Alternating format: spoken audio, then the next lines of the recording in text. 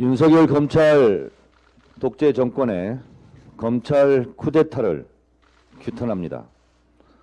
이는 검찰의 국정농단이요 헌정 질서 유린일 뿐만 아니라 반민주적 법치 파기 행위입니다.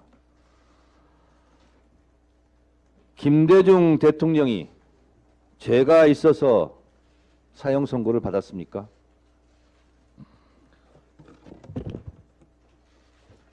이것이 김대중 대통령을 내란 예비 음모라 하여 사형 선고를 했던 법정입니다.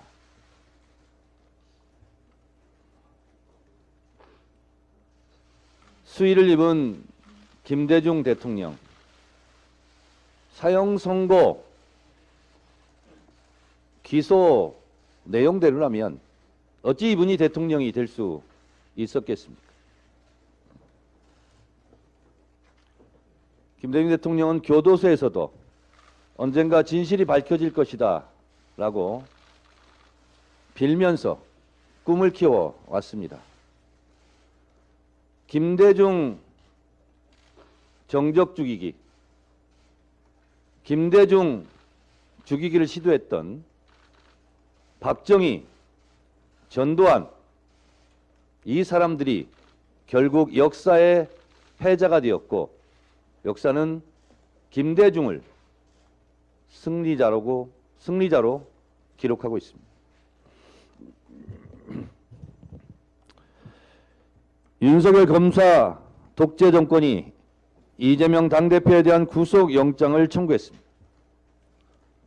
경천 동지할 일입니다. 천인 공로할 일입니다. 천공이 시켰습니까? 제1야당 대표가 도망갈 우려가 있습니까? 증거 인멸할 우려가 있습니까? 내가 이재명을 죽이지 않으면 나와 내 아내가 무사하지 못할 것 같은 공포의 반론입니까? 총선이 걱정돼서 국민의힘 전당대회에 개입하고 갈라치기 쳐내기하고 대선이 걱정돼서 현재의 정적, 미래의 권력을 제거하려 합니까? 퇴임 후 안전보장이 그렇게도 걱정되고 두렵습니까?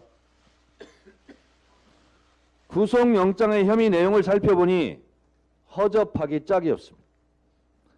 배임과 뇌물죄 등 영장에 적시된 내용 고작 그 정도입니까?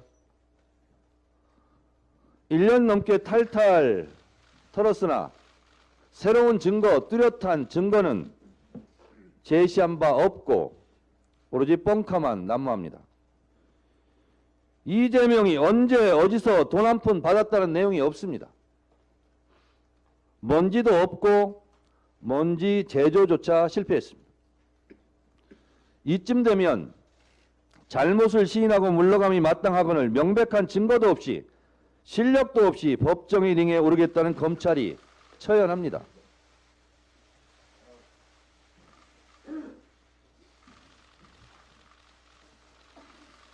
케오패 당할 것입니다. 간단히 대장동 건만 봐도 검찰은 개발 이익 1,830억만 환수한 것으로 주장하나 이는 이미 대법원 확정 판결된 바 있습니다. 검찰은 대법원 확정 판결마저 부인하는 꼴입니다. 이것이 2020년 7월 대법원에서 확정한 판결문입니다.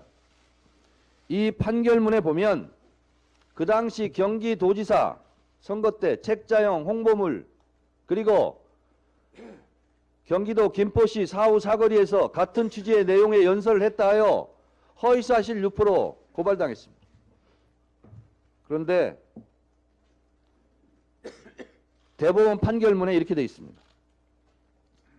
대장동 도시개발 사업과 관련하여 개발이익 5,503억 원을 시민의 몫으로 환수하고 920억 원 대장동 지역 배후시설 조성비에 사용되었으며 2,761억 원은 일공단 공원조성사업비에 사용되었다는 이러한 사실은 모두 중요한 부분이 객관적 사실과 합치되고 그리고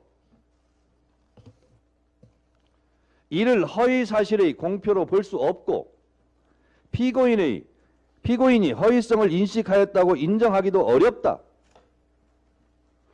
대법원에서 이미 이렇게 확정 판결했습니다. 5,503억 원을 환수했다는 것은 대법원에서 판결로 이미 입증해 주었습니다.